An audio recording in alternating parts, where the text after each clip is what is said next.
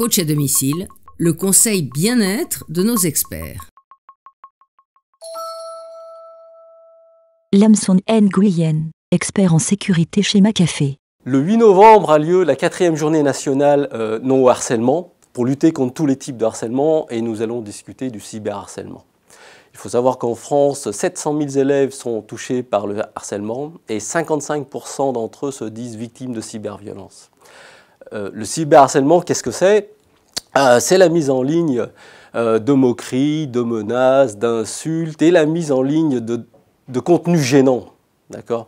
Et les enfants en sont victimes, mais aussi peuvent être témoins ou auteurs de cyberharcèlement. Et nous allons donner 5 conseils aux parents pour les accompagner face à cette situation. Tout d'abord, communiquer. Les parents doivent rester ouverts et rassurer l'enfant afin qu'il puisse venir se confier en cas de cyberharcèlement.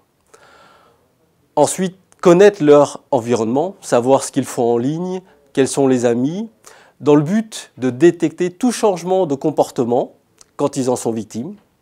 Et enfin, aussi intégrer dans le dialogue familial la cybersécurité. Il faut savoir que tout ce qu'on met en ligne est public, et on en perd la propriété. Et il faut donc savoir ne pas partager les mots de passe, ne pas partager de contenu privé. Et aussi, il faut savoir ne pas répondre aux trolls ou aux cyberharceleurs. Il faut aussi limiter le temps passé devant les écrans. Donc moins l'enfant passe de temps en ligne, moins il a de risques d'être harcelé. Et enfin, savoir comment réagir face au cyberharcèlement. Tout d'abord, arrêter le processus de cyberharcèlement. Ensuite, savoir capturer des preuves. Et enfin, utiliser les plateformes d'aide comme netécoute.fr avec leur numéro vert au 0800 200 000. Et il en va de la responsabilité de tout un chacun, victimes, parents, enfants, témoins, de savoir se prémunir et réagir face à ce type de situation. À bientôt sur le HuffPost.